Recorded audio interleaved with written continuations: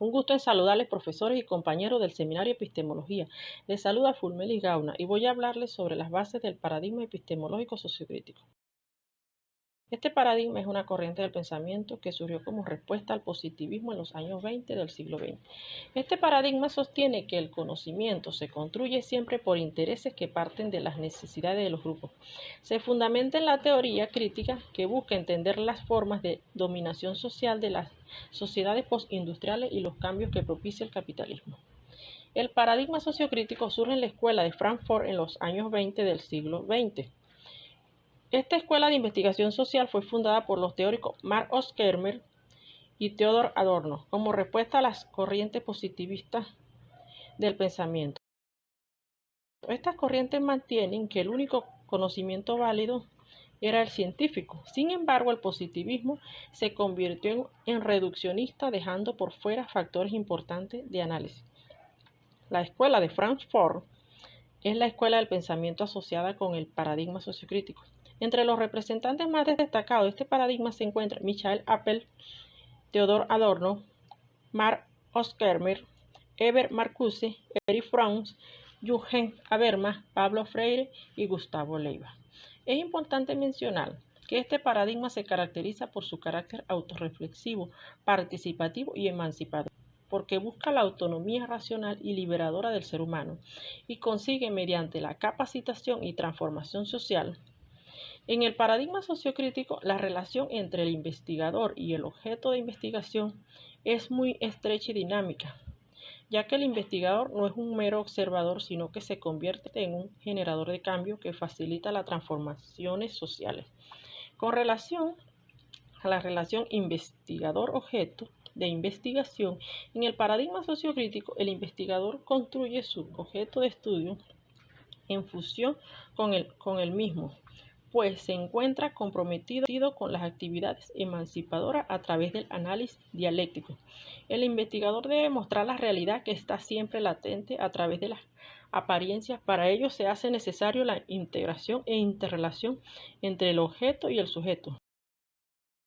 Saludos, profesora Mileisli y compañeros maestrandos. Por acá con ustedes Carlos González Quintero. A continuación, les hablaré de las especificidades del paradigma sociocrítico. Como ya fue señalado, el paradigma sociocrítico postula que la ciencia no es objetiva y comienza a estudiar el rol tanto de las tecnologías como de las ciencias en las transformaciones sociales y sus vínculos con el poder. Las especificidades del paradigma epistemológico sociocrítico se refieren a las características que los distinguen de otros enfoques de investigación social. Algunas de estas especificidades son las siguientes.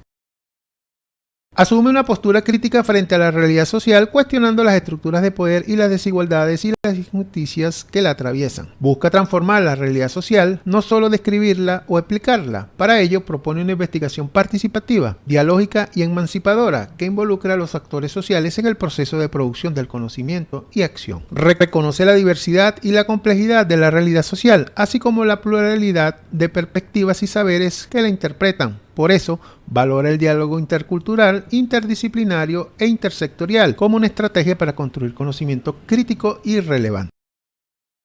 El paradigma sociocrítico se basa en una concepción dialéctica de la relación entre teoría y práctica, entre sujeto y objeto, entre investigación y acción. Esto implica que el conocimiento se construye a partir de la reflexión sobre la experiencia y que la acción se orienta por el conocimiento. Considera que el conocimiento es una construcción histórica y social que está determinada por los intereses y valores de los sujetos que lo producen y lo utilizan. Propone una metodología participativa y colaborativa que involucra a los actores como coinvestigadores o coautores del conocimiento. Adopta una postura crítica y reflexiva frente a la realidad, cuestionando las ideologías y prácticas hegemónicas que reproducen la desigualdad y la opresión.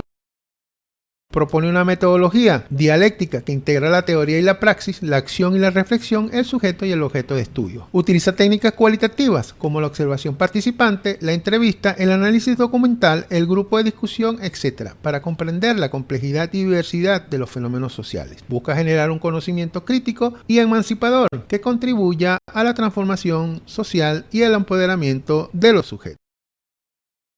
La investigación-acción como metodología encuentra su principal fuente en Lewin,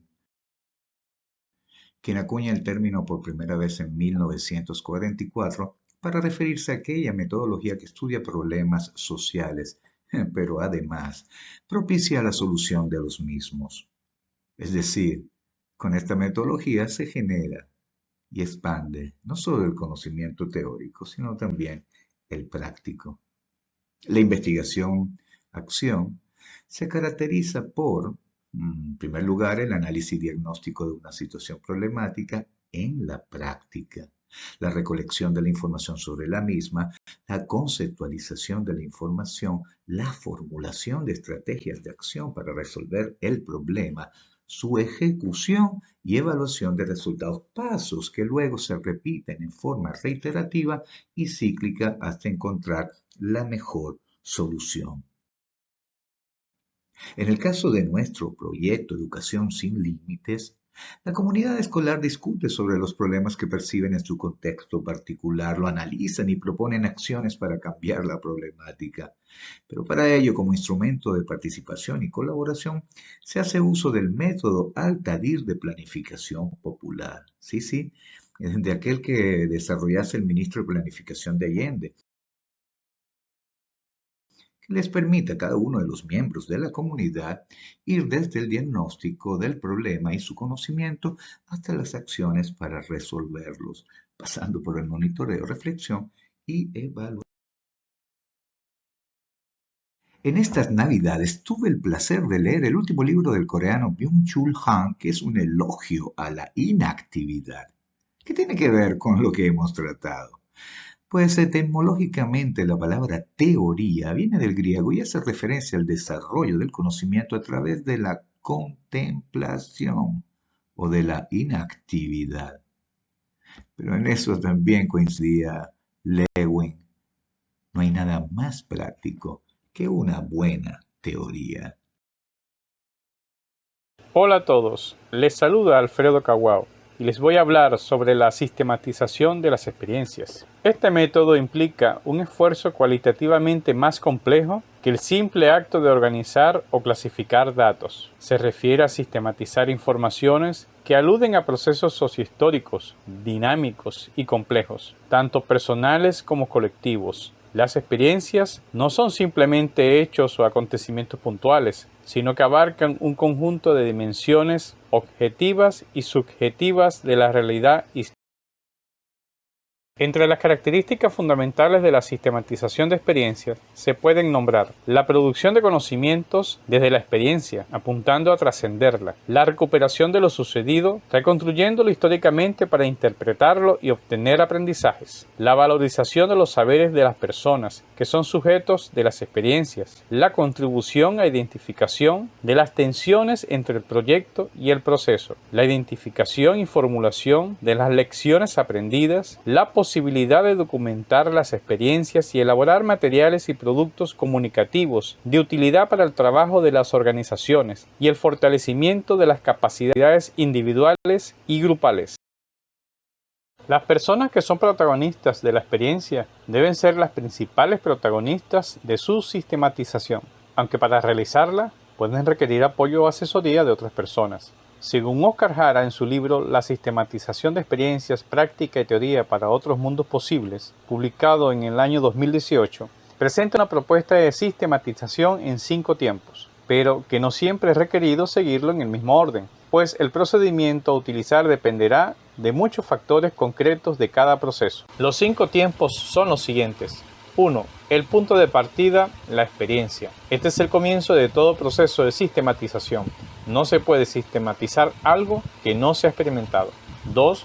Formular un plan de sistematización. En este segundo tiempo se plantean la definición del objeto de la sistematización, la delimitación del objeto a sistematizar, la precisión del eje de sistematización, la ubicación de las fuentes de información a utilizar y la planificación del procedimiento a seguir. 3. La recuperación del proceso vivido. Se hace un ejercicio fundamentalmente descriptivo y narrativo, tratando de no realizar aún una interpretación del por qué ocurrió cada situación, sino esforzándonos por expresarla de forma más descriptiva posible. 4. Las reflexiones de fondo. Nos permiten a través de procesos de análisis y síntesis construir interpretaciones críticas sobre lo vivido y desde la riqueza de la propia experiencia. Y 5. Los puntos de llegada. El último paso implica formular conclusiones y comunicar aprendizajes orientados a las transformaciones de la práctica.